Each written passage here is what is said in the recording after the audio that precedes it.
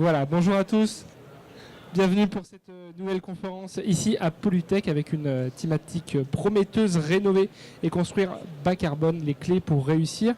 À mes côtés, trois invités, tous les trois à la fois non seulement experts, mais aussi passionnés par ces sujets de construction bas carbone et je le crois profondément motivés pour faire progresser et pour défendre ces sujets. Alors nous allons commencer évidemment par les présentations avec Hélène Génin à ma droite. Bonjour. Bonjour.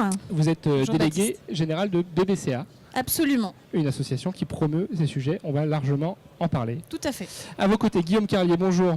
Bonjour. Vous êtes directeur développement durable chez Bouygues Bâtiment Île-de-France et vous êtes pleinement engagé dans cette révolution, le mot est peut-être un peu fort, mais ce chantier de la construction et de la rénovation bas carbone. On y est effectivement. Tout à fait. Et enfin, Guillaume Parisot, bonjour. Bonjour. Vous êtes un peu le régional de l'étape, je pourrais le présenter comme ça, puisque vous êtes directeur métier construction durable au sein d'EOD. Et vous êtes basé à Villeurbanne. C'est pour ça que je me permettais cette Exactement. blague. Vous êtes venu en voisin. Bon, si vous voulez bien, pour poser un peu ces sujets et pour commencer, je vous propose peut-être de saisir un peu la réalité dans un premier temps de cette notion de bâtiment bas carbone, voir aussi comment vous l'appropriez au sein de vos structures. Et je vais bien sûr commencer par Hélène avec donc un petit tour du propriétaire de cette association BBCA, son action, sa genèse, et puis voilà, les enjeux qui se cachent derrière cette démarche. Je vous laisse vous en parler un petit peu et puis on Merci beaucoup après. Baptiste.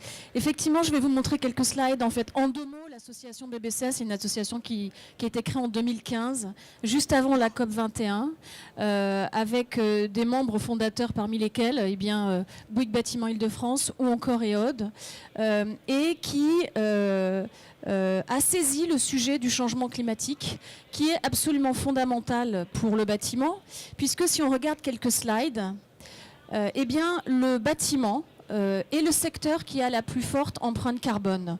Vous avez ici en fait la part secteur A, sauf qu'on a pourcentage, un petit problème d'affichage. En fait, si l'on ne considère que le logement, le logement est responsable aujourd'hui de 27% des émissions des émissions de carbone de la France.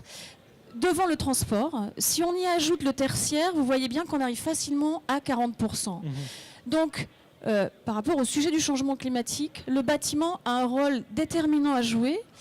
Et à chaque fois qu'on construit 1 mètre carré de bâtiment neuf, on émet aujourd'hui 1,5 tonne de CO2. Donc, c'est dire l'impact de ce secteur. Alors, on a beaucoup travaillé ces dernières décennies sur la consommation énergétique, qui est fondamentale. Il y a eu des travaux qui ont amené à des effets. Aujourd'hui, en fait, l'énergie issue des usages représente 40% des émissions. Les matériaux, la partie émergée de l'iceberg, c'est 60% des émissions. Donc, c'est dire que quand on parle bâtiment, il faut parler à la fois en termes de carbone, de l'énergie et également des matériaux. Et c'est tout le sujet, en fait, de l'association. Alors, qu'est-ce qu'on va avoir à faire aujourd'hui au niveau du bâtiment pour travailler à la neutralité carbone qui aujourd'hui intègre de plus en plus les plans climat des différents territoires, la ville de Paris et bien d'autres encore. On va devoir d'une part réduire au maximum les émissions, c'est la courbe que vous avez ici en bleu, avec un horizon à 2030 de 60% de réduction des émissions de gaz à effet de serre, de 90% en 2050. Et puis, ce que nous n'aurons pas pu réduire, il va falloir essayer de le compenser par la séquestration carbone, et c'est la courbe verte qui apparaît en fait dessous. Voilà, donc c'est tout l'enjeu qui nous attend aujourd'hui et sur lequel le bâtiment peut jouer, à la fois sur la réduction des émissions et sur le stockage de carbone. Alors, pour finir juste sur l'association, 120 membres aujourd'hui, c'est une liste à la Prévert, mais il faut vous montrer en fait tous les acteurs qui sont engagés dans cette association. On ne milite pas pour un système constructif ou un autre, on ne milite pas pour une énergie ou une autre, mais réellement, dans une approche œcuménique, ce sont les bâtisseurs, les maîtres d'ouvrage, les maîtres d'œuvre qui sont dans cette association, collectivités, promoteurs, utilisateurs. On connaît des exposants et puis même de Polytech et puis des concurrents aussi. Exactement. Donc voilà, tous unis pour réduire l'empreinte carbone du bâtiment.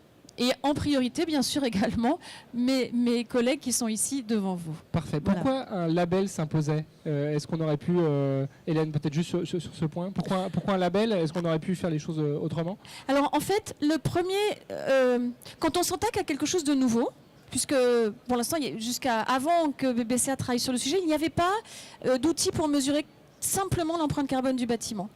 À un moment donné, en fait, pour progresser, il faut déjà établir une mesure qui soit partagée et qui va permettre de progresser.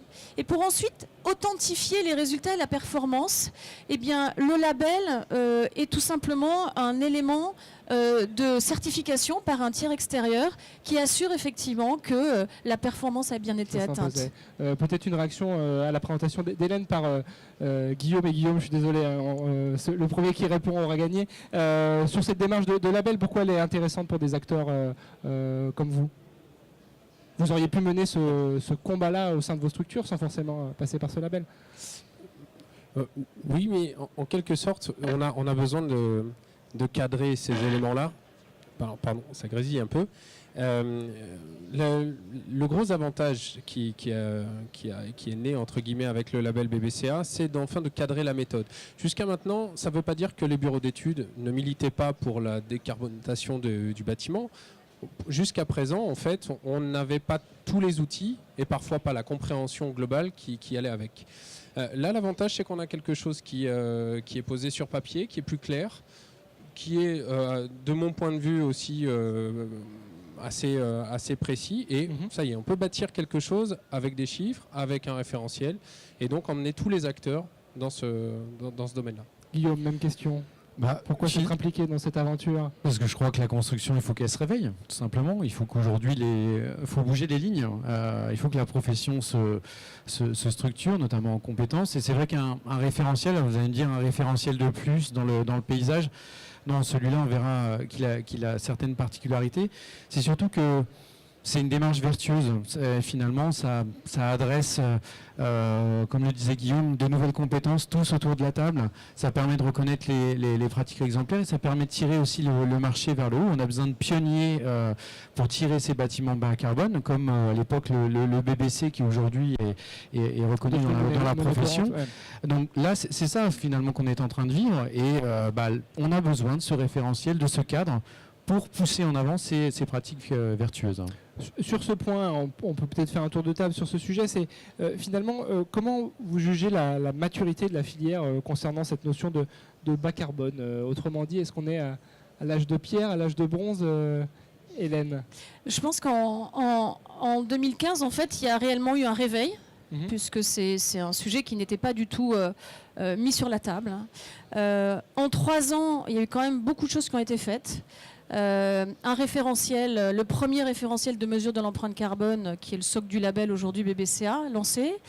Les ministres de l'époque, Emmanuel Cos au logement et Ségolène Royal, adoubant en fait cette initiative de BBCA et impulsant le lancement derrière en 2017 de l'expérimentation énergie positive réduction carbone qui consacre en fait le carbone comme priorité de la future réglementation environnementale du bâtiment 2020 qui va remplacer la réglementation thermique. Donc, quelque part, ces approches-là, et BBCA, comme on va le voir tout à l'heure, a aujourd'hui une trentaine de bâtiments exemplaires qui sont présentés et qui sont réellement modèles pour l'avenir. Il y en a une cinquantaine qui sont dans le pipe. On se rend compte qu'aujourd'hui, plus personne ne se demande est-ce qu'il faut faire du bâtiment bas carbone. La question maintenant, c'est comment on fait du bâtiment bas carbone. C'est une réponse sur cette notion de maturité. Exactement. Et il y a aussi des territoires qui s'engagent, comme on le verra tout à l'heure. Donc il y a vraiment un mouvement collectif qui s'est mis en marche. Même message de votre côté, Guillaume? Oui, je crois que la slide d'Hélène montrant les membres de BBCA en dit déjà un petit peu. Il y a quand même beaucoup d'acteurs et très diversifiés qui s'intéressent désormais à cette démarche.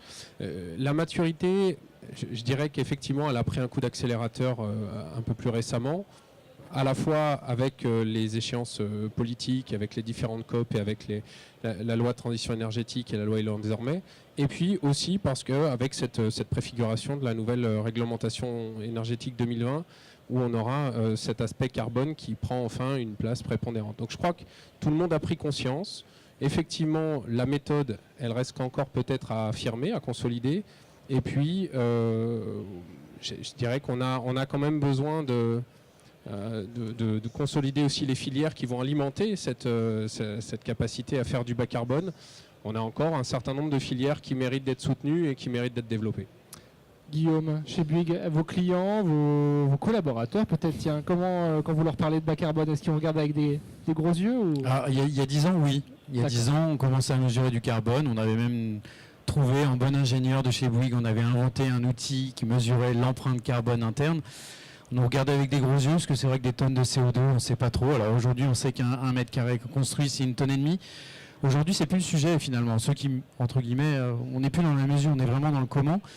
Et aujourd'hui, finalement, le constructeur est assis à la table du bureau d'études, du maître d'ouvrage, du promoteur. Et voilà, on est en train de construire des référentiels, des réflexions, des méthodes, tous ensemble, pour donner vie à ce bâtiment bas carbone. C'est ça la vraie révolution pour nous. Parfait. Bon, je crois qu'on a bien saisi avec cette introduction comment cette thématique s'est un petit peu imposée dans le secteur. Je n'oublie pas que la promesse de cette conférence était de réussir à construire, à rénover bas carbone. Donc on va essayer de tenter de répondre à cette promesse en commençant peut-être pour la construction, j'allais dire par le plus simple, mais on en reparlera tout à l'heure. J'avais envie de connaître à chacun vos conseils, vos astuces, vos secrets de fabrication pour construire bas carbone. Alors on va commencer peut-être avec Hélène par la méthode du label. Alors, la méthode du label, en fait, elle est très très simple. Je ne sais pas si j'ai des slides pour la visualiser tout simplement. Juste après, je crois. C'est voilà, ça exactement, c'est ça. Toujours la petite zapette. Voilà. Donc en fait, c'est très simple. La méthode BBCA, c'est quoi?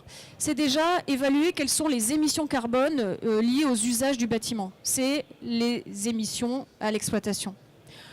Et puis le deuxième élément, c'est regarder en termes de matériaux, on va considérer là les matériaux sur l'ensemble du cycle de vie, également pour l'énergie, c'est-à-dire sur une période de 50 ans, de la production des matières premières jusqu'à leur fin de vie, pour considérer les émissions carbone des matériaux qui sont intégrés au bâtiment.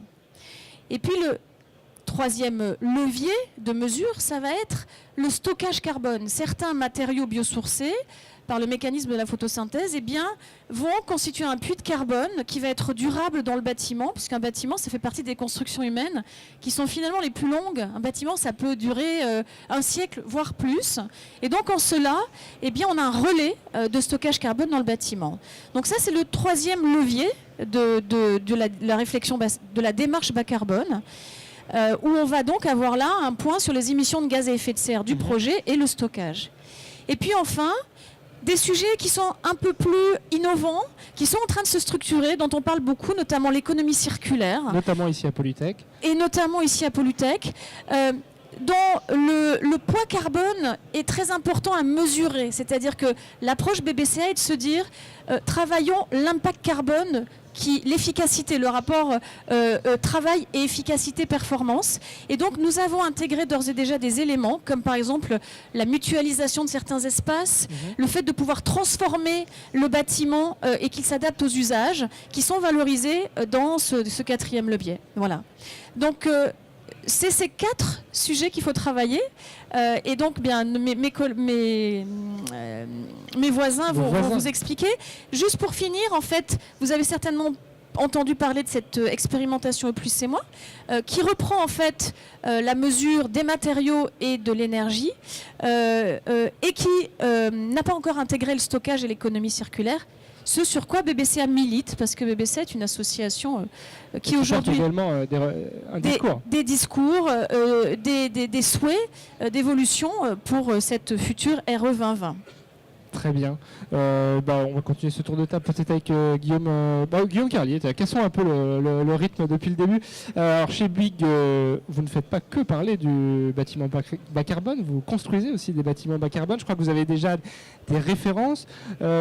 Racontez-nous peut-être ces chantiers, ces expériences, et puis quels enseignements vous tirez de leur réalisation, parce que vous avez un petit peu de recul. Alors on vous écoute sur ce point. Déjà, je commencerai en disant que le bas carbone, pour un constructeur comme nous, c'est déjà un vrai positionnement marché finalement. Il y a un chiffre qu'on retient aujourd'hui, moi c'est celui qui est un peu mon leitmotiv, c'est qu'aujourd'hui, 1% du parc immobilier se renouvelle en France par an. Ça veut dire qu'on se donne rendez-vous en 2118 pour avoir un parc au standard de 2018. J'ai pas calculé s'il y aurait une édition de Polytech en 78e, j'ai fait l'exercice. Vous êtes toujours au-dessus de moi. En tout cas, je pense qu'on ne va pas attendre 100 ans. On comprend bien que l'enjeu, c'est rénover l'existant. Et l'enjeu métier, pour le coup, pour nous, c'était tout simplement déjà de créer un métier sur le sujet. On a créé une filiale qui s'appelle Habitat Réhabilité sur l'Île-de-France, qui travaille presque exclusivement sur la rénovation en site occupé, qui héberge également un nouveau pôle d'expertise sur le bois. On a aujourd'hui une 50aine de marchés bois. Donc déjà, première chose, le bas carbone, c'est vraiment un positionnement marché. Le bas carbone, c'est aussi finalement, quand on a la main, parce qu'il faut savoir qu'un constructeur n'a pas toujours la main dans la programmation entre guillemets de l'ouvrage du bâtiment bas carbone, mais quand on a la main, c'est-à-dire qu'on est maître d'ouvrage, on peut l'être dans certains cas, on est capable de faire des offres de rupture. C'est le cas de ce qu'on va faire notamment sur Paris avec l'offre zéro carbone en exploitation Éole Évangile, en travaillant sur cette fois-ci l'empreinte carbone du citoyen, de vous et moi, c'est-à-dire les mobilités douces, nos consommations d'énergie, donc c'est l'exploitation raisonnée qu'on va adresser. Et puis ensuite, là, sur un positionnement plus classique constructeur, on va adresser bien évidemment des nouveaux sujets innovants qui sont sources de bas carbone, qui sont notamment les sujets économie circulaire. Alors, d'un point de vue de la conception, déjà, on travaille effectivement sur la fin de vie des bâtiments, leur flexibilité, les nouveaux usages. Bien sûr, le réemploi, la réutilisation des bâtiments. Il faut arrêter de croire qu'un bâtiment, au bout de 50 ans, est bon à mettre à la poubelle. Ça, c'est le grand message clé de BBCA Rénovation. Donc, on adresse ces sujets-là. Et ensuite, de manière plus classique constructeur, on travaille sur les modes constructifs. C'est vrai que la préfabrication, la construction modulaire, les filières sèches sont autant de voies, entre guillemets, exploitables d'un point de vue du bas carbone. Et si on redescend à un niveau matériaux, vous avez vu que l'empreinte carbone pour un constructeur sur un chantier, c'est les matériaux. C'est au niveau des matériaux qu'il faut travailler. Donc les fameux matériaux bas carbone. On a beaucoup d'espoir, entre guillemets, au travers du bois, mais il ne faut pas oublier tout ce qui est biosourcé. On travaille beaucoup sur les isolations biosourcées à base de champs. On travaille de manière un peu en rupture. On va construire en terre crue prochainement sur des ouvrages de Réinventer Paris. Donc c'est ça qu'on adresse finalement aujourd'hui. Et cet ensemble de leviers, finalement, il n'y a pas une réponse unique. C'est ça le grand message. Il n'y a pas un message bas carbone. C'est un peu cette alliance de solutions qui va permettre et qui est finalement notre source de bâtiments bas carbone, qui nous a permis notamment d'avoir 6 labellisations BBCA neuves et d'explorer maintenant le champ de la rénovation en particulier. On va parler ensuite. Ces bâtiments, ils existent, on peut les visiter, on peut les découvrir. Alors, une partie d'entre eux ont été livrés, effectivement. Il y en a un rue des Ardennes, si vous voulez le voir. C'est un très beau bâtiment bois en plein Paris. Celui-ci, par exemple, c'est parti d'une contrainte. Il fallait faire passer les matériaux par une porte cochère, donc réhabiliter complètement un bâtiment. On s'est dit, plutôt que de tout raser, déjà on va réutiliser les fondations existantes. Puis on s'est dit, tiens, si on allait explorer le sujet bois, et on a tout construit en bois, à la fois l'ossature, l'intérieur, l'aménagement. Donc finalement, c'est au départ peut-être une contrainte, puis après petit à petit c'est du bon sens et des solutions plutôt intéressantes du point de vue du bois, notamment à explorer. Juste avant de passer la parole à votre voisin, question un peu naïve, mais est-ce que c'est plus compliqué de construire un bas carbone ou est-ce que finalement c'est juste une évolution de projet, mais est-ce que c'est plus dur? Est-ce que vous avez rencontré des difficultés liées particulièrement au fait que vous construisiez bas carbone, ces fameux 6 bâtiments dont on parlait? Alors, mon voisin de droite sera plus expansif sur le sujet, mais déjà, c'est un changement. Par définition, par changement, déjà, c'est dur. On se retrouve tous autour de la table. C'est autre chose, peut-être. C'est un peu plus compliqué, c'est autre chose. C'est bête, mais finalement, c'est commencer à dialoguer ensemble, aller vers les mêmes objectifs finaux. Un exemple très concret, aujourd'hui, on fait du bois, mais on résonne en béton. C'est-à-dire qu'aujourd'hui, nos ouvrages, on a nos références béton qui sont là et on construit. On veut, entre guillemets, construire avec des process béton. Ça marche pas. Donc, une idée simple, c'est de se dire que finalement, il y a toute une filière et des méthodes à réinventer. Aujourd'hui, on va construire une tour en bois de 100 mètres de hauteur en plein Paris. on ne va pas la construire comme on faisait du béton. On pense déjà à se dire, il y a peut-être de la préfabrication à faire avec les fenêtres déjà installées, qu'on aura pré-industrialisé. Tout ça sont des nouveaux process. Donc oui, c'est une nouvelle façon, c'est surtout une nouvelle façon de faire. C'est différent. Donc oui, au départ, c'est plus compliqué, effectivement. Très bien. Eh bien, on va voir la façon de faire d'EOD avec Guillaume Parisot. Je crois que vous aviez des slides. Alors, je les charge. Je vous laisse peut-être donner une note un peu générale et moi, je m'occupe des slides. Sur votre façon d'appréhender. Que ça charge. Voilà. Non, il y a beaucoup de choses qui ont été dites et que je partage sur la. Peut-être déjà en quelques mots dire qu'évidemment on fait EOD s'inscrit pleinement dans cette démarche. On l'a vu dans la présentation de la méthode. Vous voyez en filigrane que derrière nos activités, on voit à la fois de la construction raisonnée, on voit à la fois de l'économie circulaire. On voit finalement un ensemble assez cohérent qui nous a très vite amené vers cette réflexion autour du carbone et donc vers l'association BBCR. Je voudrais effectivement, puisqu'on parlait de clés pour réussir, sur nos différentes expériences, qu'on en retire, c'est que les bons ingrédients ou les clés, elles s'expriment peut-être de 3 manières: le temps, le bon sens et la vision. Alors si je développe un petit peu le temps, Guillaume vient d'en parler, en fait on change de méthode, on change de manière de penser sans doute, et on doit nécessairement accompagner ce changement de méthode par une réflexion, notamment en amont, en phase conception, un petit peu plus itérative, un peu plus collaborative. Lorsque vous avez, si on parle de la construction neuve en premier lieu, lorsque vous faites un trait, ce trait-là, ça sera de la matière, il aura une épaisseur, il aura une provenance. En fait, voilà, les premières esquisses vont déjà être déterminantes. Donc on ne peut pas faire, j'allais dire, attendre un petit peu et se dire que c'est une discipline technique et on verra bien à la fin. Non, en fait, là on est obligé d'être dans l'itération. Et on le voit avec ce petit graphe, les choix doivent se faire très tôt et on doit déjà être dans une approche carbone très tôt. On a un avantage, c'est que la plupart du temps, en tout cas si on parle du bois, mais on pourrait parler aussi des systèmes préfabriqués plus largement, on peut gagner du temps plus tard. Donc on est dans un sablier qui ne se fait pas tout à fait de la même manière. On doit prendre plus de temps pour bien consolider la conception et ensuite on arrive souvent à gagner pas mal de temps derrière. Le bon sens, on en a parlé, l'économie circulaire aujourd'hui, elle doit s'appliquer concrètement au bâtiment. On commence à voir apparaître tout un tas de solutions, de produits sur la partie réemploi. On a un très bel ouvrage d'ailleurs dont je tire cette photo qui s'appelle Matière grise, sur lequel il y a eu toute une recherche d'exemples de bâtiments qui ont récupéré, réemployé un certain nombre d'éléments. Voilà, il faut garder en tête qu'on peut faire avec l'existant quelque chose de très bien.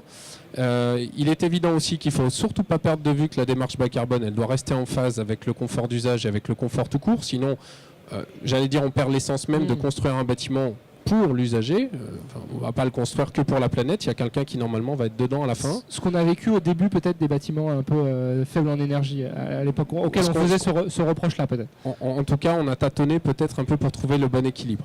La vision, le dernier sujet, c'est peut-être, je dirais plutôt de l'audace. Aujourd'hui, Hélène en a parlé, la question n'est plus de savoir si on doit changer, on le sait.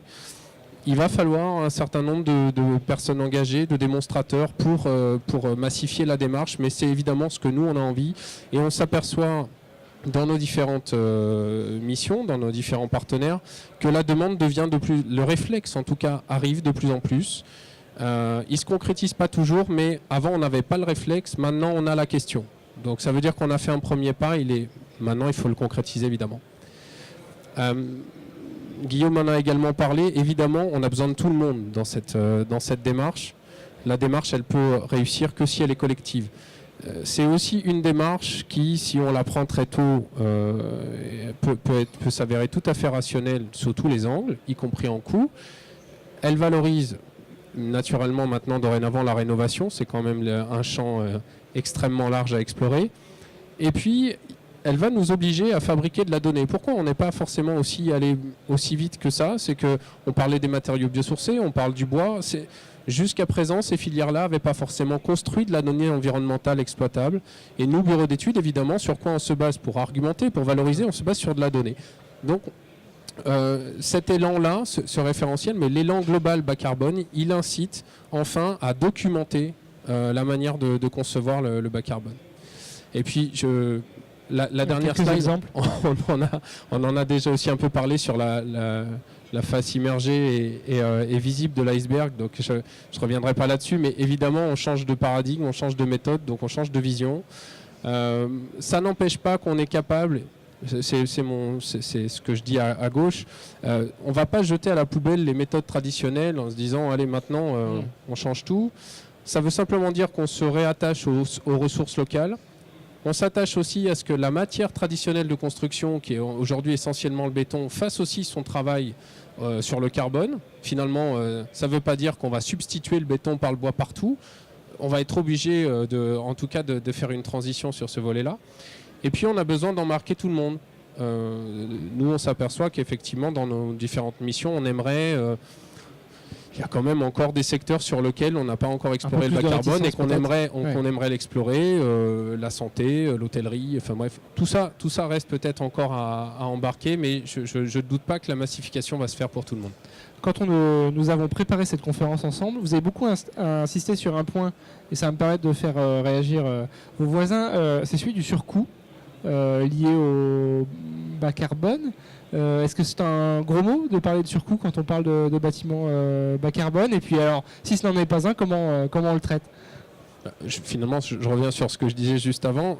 De mon point de vue, si on le traite en amont et qu'on le traite en équipe, je ne sais pas si on parle d'un surcoût. Et puis, surcoût par rapport à quoi? Encore une fois, on est en train de dire qu'on change de standard. On préfigure le standard de demain. Toute préfiguration ou tout changement de méthode s'accompagne par une expérimentation et on ne fait peut-être pas les bons choix tout de suite. Moi, je suis persuadé qu'on ne doit pas parler de surcoût, on doit parler d'adaptation des coûts. Guillaume, Hélène, pas si cher le bâtiment bas carbone finalement? Bah si, au début, je vous le disais, le BBC c'était 20% plus cher, le bois aujourd'hui c'est entre 5 et 10% plus cher, et puis au fur et à mesure des années, c'est ce que dit Guillaume, les process s'industrialisent. Même sur le biosourcé, on était sur des fournisseurs, on était un peu sur de l'agriculture, et c'est pas péjoratif de dire ça, entre guillemets un peu artisanal.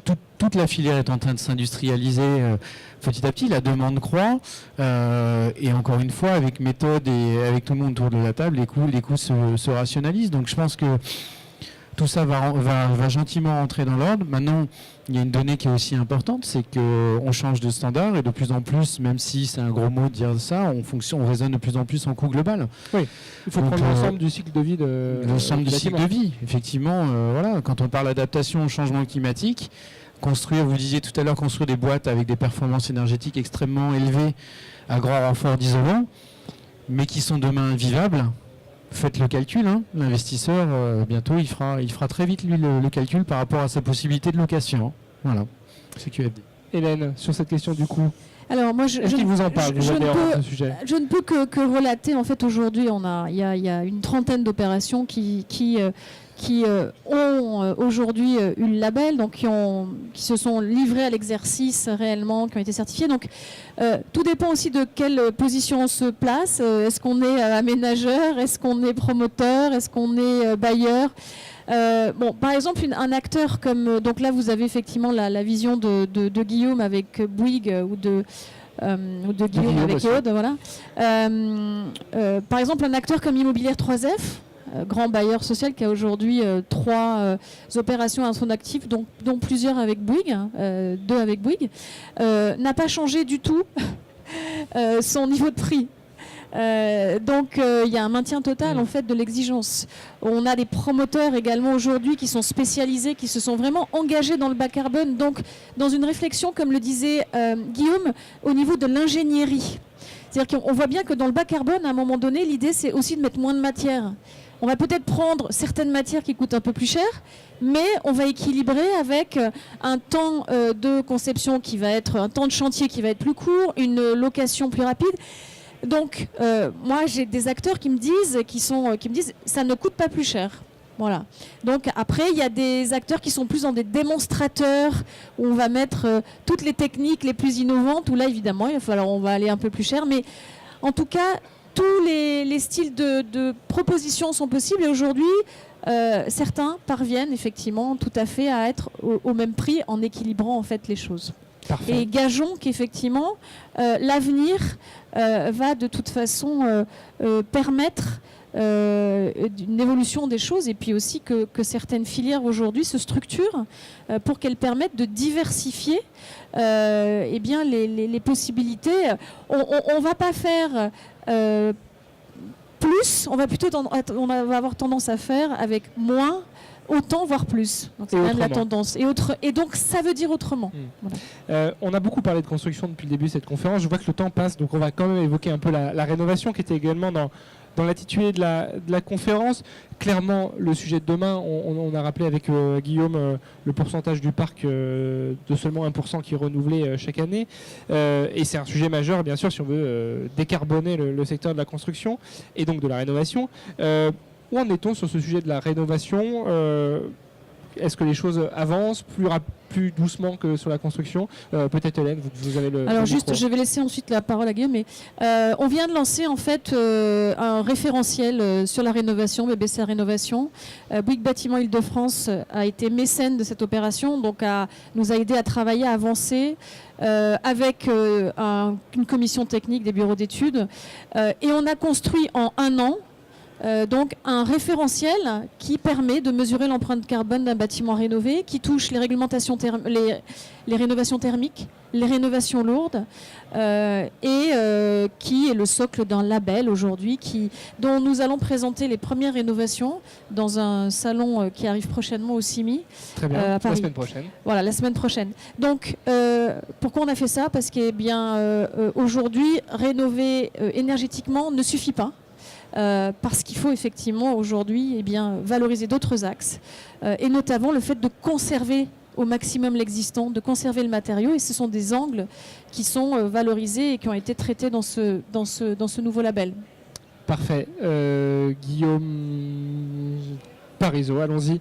Sur la rénovation, est-ce que c'est un sujet qui monte chez vos clients, chez vos interlocuteurs, et puis est-ce que vous en emparez également au niveau de votre bureau d'études ? C'est clairement, on le dit depuis le début, le champ qui nous reste à investir, c'est quand même le champ le plus large.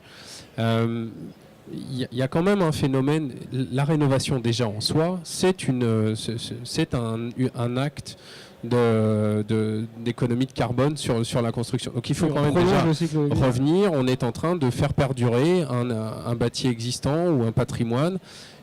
Évidemment, en le rénovant, en le réhabilitant, en le remettant au goût du jour, mais c'est quand même une première action très importante. Après, évidemment, il y a aujourd'hui un certain nombre de freins liés à la rénovation, mais je reste persuadé que là encore, on a de l'intelligence à mettre pour essayer d'appréhender les choses. On a participé chez Aude à une démarche lancée par l'ADEME il y a quelques années maintenant, et par une région sur une évaluation de quelques patrimoines existants et les positionner en tout cas par rapport aux neufs. Aujourd'hui, si vous faites une rénovation avec un certain nombre quand même d'améliorations énergétiques, vous êtes dans les mêmes volumes, j'allais dire, d'impact du changement climatique par rapport à une construction neuve qui a des matériaux biosourcés et qui est au niveau passif. Ça, c'est quand même important à savoir. Ça veut dire, mais ça rejoint du coup cette démarche, que on a déjà un pas assez important qui a été fait, mais ça ne veut pas dire que c'est suffisant. Ça ne veut pas dire aujourd'hui que se placer dans un niveau de rénovation relativement performante, c'est suffisant pour embrasser cette démarche. Donc, clairement, aujourd'hui, nous, on aimerait avoir un petit peu plus de sollicitations sur le sujet. Je ne doute pas que ça arrivera avec le nouveau label BBC Rénovation. On a déjà commencé à le proposer. On sent une vraie réception des acteurs qui se sentent un peu plus aidés. Pourquoi aussi ? Parce que la réglementation thermique dans l'existant, qui date de 2008, n'a pas beaucoup bougé depuis. Donc ceux qui s'engagent dans des démonstrateurs de réhabilitation sont relativement peu soutenus aujourd'hui pour les mettre en valeur, entre guillemets, vis-à-vis d'investisseurs ou de preneurs. Bon, en tout cas, le message est passé ici à Polytech. Guillaume, chez Bouygues, sur cette rénovation bas carbone, vous l'avez en tête, vous l'avez en pratique. Où en êtes-vous sur ce sujet ? Déjà, comme je vous disais tout à l'heure, on a créé une filiale dédiée sur le sujet, donc c'est que ça nous intéresse, évidemment. Moi, je dirais qu'il y a une profonde mutation aussi dans le métier de la rénovation, en particulier dans la rénovation tertiaire, où aujourd'hui, on n'est plus dans une logique de démolir. On est passé à déconstruire. Ça, oui, quand on le dit... sauf que ça veut dire quoi? Ça veut dire que sur la chaîne de valeur, on s'intéresse de plus en plus à ce qui se passe en amont, même du process de rénovation, qui passe par toute la conception de la rénovation, les phases de curage, de déconstruction, où là on se dit non seulement il y a des choses de bon sens entre guillemets, mais il y a aussi de la valeur. Et quand on dit ça à une entreprise, de la valeur, tout de suite ça devient intéressant. Deuxième sujet, pourquoi finalement la rénovation est aussi importante d'un point de vue de la méthode BBCA? Pour deux choses qui nous paraissent fondamentales, nous, dans ce qu'on pousse, c'est que, première chose, on l'a dit, il faut conserver l'existant, et un des prérequis fondamentaux de BBCA rénovation, c'est que l'on est obligé de faire un diagnostic ressources. Vous savez, le fameux décret diagnostic déchets qui est passé à la poubelle pendant pas mal de temps et qui revient au goût du jour dans la feuille de route économie circulaire, celui-là était obligatoire. C'est-à-dire qu'on s'intéresse à ce qu'on a, à la mine, finalement, qu'on a à disposition. Deuxième volet, c'est de se dire, avec bon sens aussi, c'est de se dire je vais faire une rénovation, mon but c'est que les émissions carbone après, elles soient moins que celles d'avant. C'est bête quand on le dit finalement, mais ça tombe. Et ces deux drivers finalement conditionnent la méthode, à la fois construction raisonnée, exploitation raisonnée, qui drive aussi notre métier de la rénovation, aussi bien en tertiaire qu'en logement. Très bien. On touche du doigt aussi la notion d'économie circulaire avec la rénovation. Ça, c'est un point qu'on peut évoquer parce que je sais qu'il est beaucoup question d'économie circulaire cette année à Polytech, donc c'est toujours bon de le rappeler également. Je voudrais compléter, dire aussi que les villes, en fait, nous demandent un outil pour la rénovation qui permette de valoriser la conservation de l'existant. C'est tout à fait le cas de la ville de Paris aujourd'hui, qui offre des aides sur le logement social pour les opérations de logement social qui vont aller chercher du BBCA rénovation. Et donc, dans les nombreux échanges qu'on a pu avoir avec la ville de Paris, avec la direction de l'architecture, c'était un point clé pour eux de dire mais aidez-nous à valoriser la conservation, le fait de ne pas détruire. Parce qu'effectivement, bien sûr, dans une ville, un milieu urbain dense, on a vite tendance à jouer à SimCity. Donc voilà, c'est vraiment, c'est une demande réellement des territoires qui s'exprime aussi dans nos démarches, d'une manière bien sûr réaliste, puisqu'en fait cette démarche elle a été faite avec des professionnels, des praticiens, je veux dire des bureaux d'études d'ingénierie, donc voilà. Très bien. Nous approchons doucement du gong de fin et je voudrais ne pas passer à côté d'éventuelles questions. Donc est-ce que certains d'entre vous ont des questions ou des réactions dans la salle juste devant? Allez, je vais passer le petit micro. Alors, une question. Présentez-vous à la limite. Oui, Yvan Savy, Société Générale. Juste le RE 2020, quelques détails. Alors, quelques détails sur le RE 2020. Sur la RE 2020 Alors, qui veut se lancer? Guillaume se lance. On vous écoute, Guillaume. Vous allez avoir vision du bureau d'études. Dans la RE 2020, c'est ce que disait Hélène, c'est la réglementation environnementale 2020 qui va remplacer la réglementation thermique de 2012. Voilà, même 2000. Et donc aujourd'hui, on en est à un stade. Donc ça, c'est la réglementation. C'est porté notamment par la DHUP. Et vous avez 13 groupes de travail, je crois. Il y a 15 groupes de travail. 13, ça portait malheur. Donc des groupes d'expertise même, il paraît que c'est des experts, tous ces gens-là. En fait, sur cette thématique, ce qui est intéressant dans cette RE 2020, c'est qu'elle est construite collectivement par une phase d'expérimentation qui a déjà été largement entamée, qui se positionne par des expertises dans chaque région soutenues par l'ADEME. Et la méthode est donc en cours de consolidation. Elle devrait être consolidée au milieu de l'année prochaine. Elle devrait ensuite donner lieu à la parution d'un texte, je dirais début 2020, je ne serai pas sur les mois, pour un décret d'application sur la dernière partie de l'année 2020. Voilà, on sort la boule de cristal à Polytech. On travaille, en fait, BBCA notamment fait partie du comité de pilotage de cette expérimentation auprès de la DHUP. Donc on œuvre sur le sujet. Et aujourd'hui, la méthode, en fait, le socle méthodologique d'expérimentation, il est intégré dans la méthode BBCA. neuf, bâtiment neuf. Donc elle est totalement compatible. Mais BBCA, en fait, avec ses membres et les retours d'expérience, anticipe la suite quelque part et ouvre la voie à des évolutions qui sont importantes pour le secteur. Très bien. Est-ce qu'on a d'autres questions? Oui.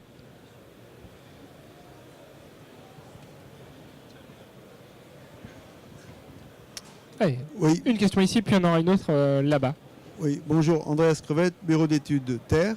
Donc, moi j'ai une question. Comment on fait pour que justement les petites filières, vous avez dit tout à l'heure, les petites filières biosourcées et géosourcées, donc moi je parle pour la construction en terre, comment on fait pour les accélérer et pour que la DHUP qui travaille un peu, mais quand même, comment on fait pour qu'on aille plus vite, plus loin, surtout qu'on a un vrai besoin de compréhension des acteurs par rapport à ces matériaux. Aujourd'hui, vous avez parlé tout à l'heure de Paris.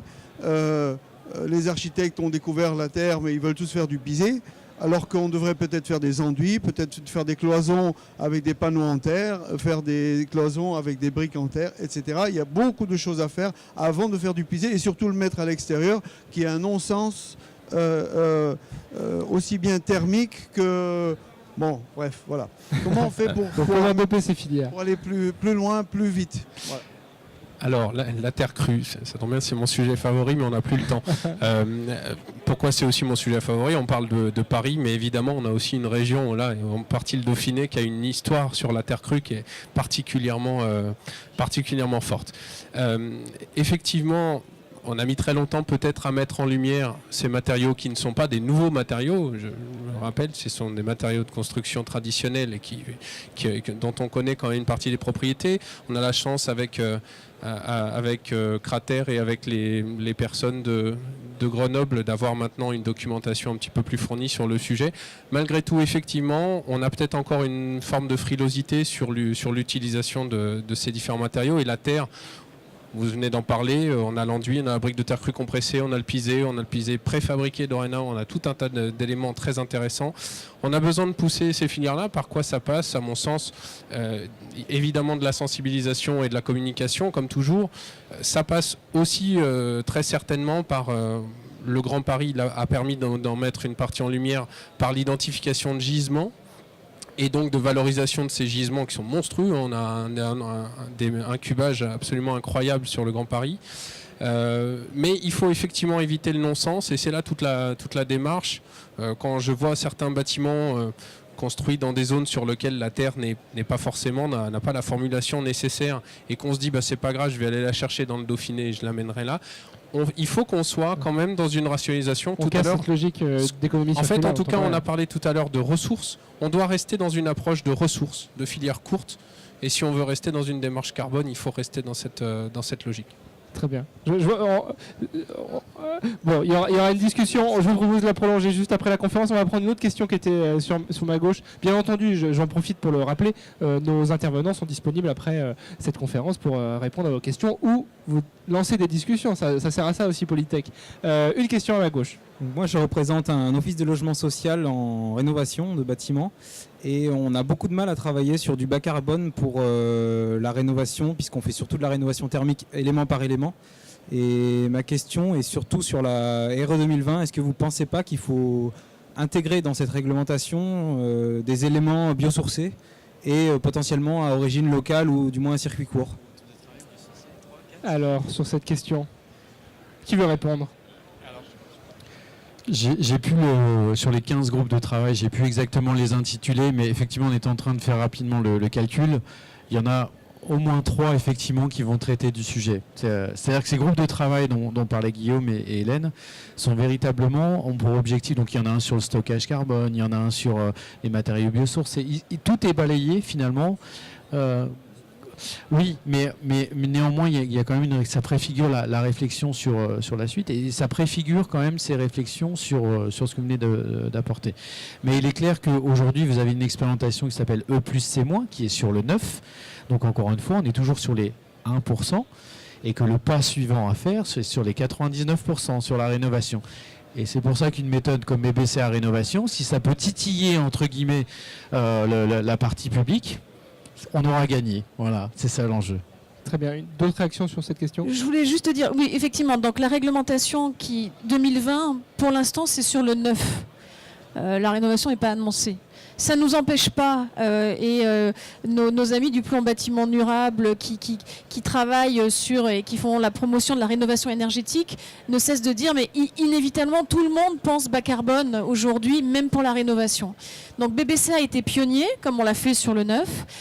Vous avez d'ailleurs le référentiel qui est à votre disposition sur le site de l'association, bâtimentbascarbone.org. Qui est en fait un tutoriel pour se dire comment je vais mesurer et évaluer la performance de ma rénovation. On y parle des matériaux, on y parle des différents lots. Et notamment, vous avez avec ce référentiel la possibilité de faire votre mesure suivant les différents types de rénovation. Si vous touchez, il faut toucher les lots structures, mais vous allez pouvoir toucher 2, 3, 4 lots ou faire une rénovation lourde et cette méthode s'adapte. Voilà. Parfait. Je suis vraiment désolé s'il y avait d'autres questions. On va terminer puisqu'on approche les 45 minutes. Sans faire un dernier rapide tour de table. Polytech, c'est tous les 2 ans. On se retrouvera donc du côté de Lyon dans 2 ans. Qu'est-ce qui sera passé dans 2 ans sur ces sujets, très rapidement? Comment voyez-vous justement, j'espère que ces démarches d'expérimentation dont on parle auront permis d'amplifier encore le phénomène, de l'amplifier évidemment sur la rénovation. Finalement, on vient d'insister dessus, mais vraiment je continue à insister sur le fait que la rénovation doit prendre également le pas. Et ce que j'espère également, c'est qu'on aura élargi la réflexion, puisqu'on a parlé d'économie circulaire, qu'on aura élargi la réflexion et que les territoires se seront emparés de cette dimension-là de manière encore plus forte. Guillaume, rendez-vous dans 2 ans. Oui, c'est ce que je disais tout à l'heure. Il y a 10 ans, on mesurait un peu négativement du carbone, notre empreinte carbone, le côté moche, entre guillemets. Dans 2 ans, on se retrouve et on mesurera les tonnes de CO2 évitées par la rénovation. Ça sera positif. Parfait. Hélène, ça vous convient?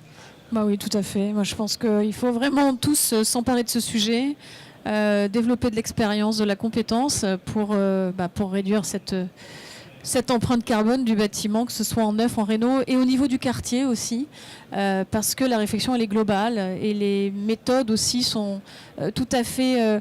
il peut y avoir beaucoup de choses à faire à l'échelle du quartier. On a aussi travaillé sur ce sujet, vous pouvez le regarder sur notre site au niveau du quartier. Voilà. Donc que le maximum de personnes s'emparent de ce sujet. Les solutions existent, on est au début.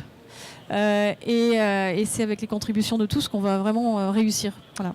Parfait. Eh bien, nous aurons modestement essayé de pousser ce message. Je ne sais pas si dans 2 ans les conférences feront 45 minutes, mais celle-ci, elle en faisait 45 et nous les avons un tout petit peu dépassées. Donc, je vais vous remercier tous les 3 pour vos interventions. Évidemment, nos intervenants sont à votre disposition pour ceux qui auraient des questions. Et moi, plus largement, je vous souhaite une excellente soirée et une très bonne visite sur Polytech, puisqu'il nous reste encore 2 journées pour parler de tous ces sujets. Bonne soirée à tous. Au revoir.